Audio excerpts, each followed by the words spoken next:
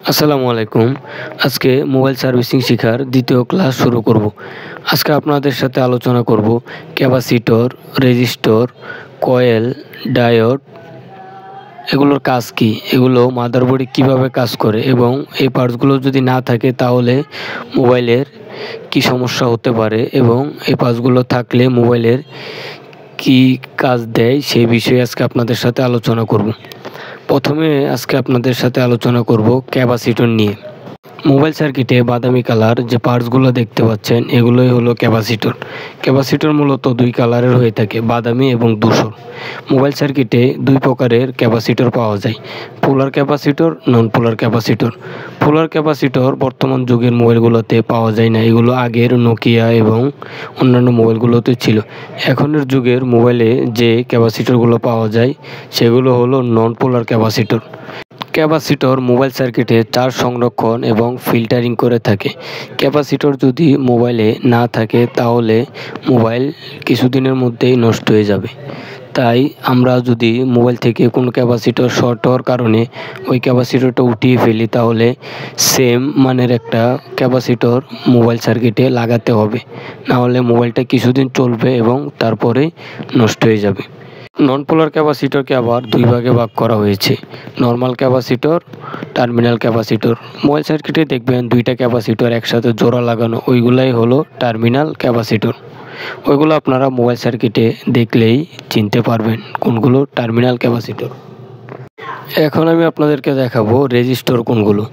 Mobile সার্কিটে কালো বর্ণের ছোট যে পার্টসগুলো দেখতে পারবেন সেগুলি হলো রেজিস্টর।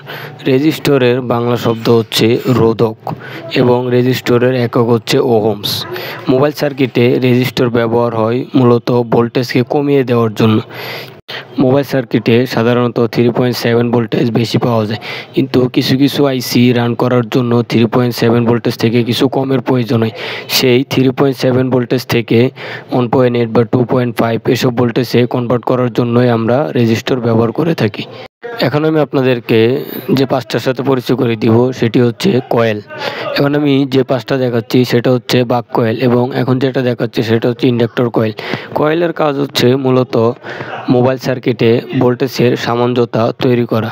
ভোল্টেজ যেন ঠিকভাবে মোবাইল সার্কিটে প্রবাহিত হয় সেই কাজটা মূলত কয়েল করে থাকে। কয়েলের আরও কাজ হচ্ছে ভোল্টেজ বৃদ্ধি করা এবং ভোল্টেজকে বাড়িয়ে দিয়ে মোবাইল সার্কিটের কিছু কিছু পার্টসকে অ্যাক্টিভ করা। এখন আমি আপনাদের সাথে যে পাঁচটির পরিচয় করে দিব সেটি হচ্ছে ডায়োড।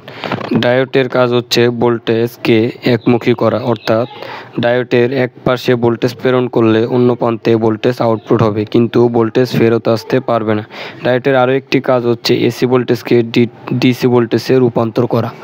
ডায়োড মূলত দুই ধরনের হয়ে থাকে, জেনার ডায়োড, রেকটিফায়ার ডায়োড।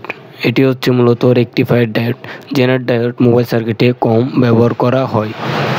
এখন আমি আপনাদের সাথে যে পাঁচটির সাথে পরিচয় করিয়ে দিতেছি সেটা হচ্ছে ক্রিস্টাল। ক্রিস্টালের কাজ হচ্ছে মূলত ঘড়ির টাইম এবং তারিখ ঠিক রাখার কাজ করে থাকে এবং ক্রিস্টাল নেটওয়ার্কের কাজেও ব্যবহার করা হয়।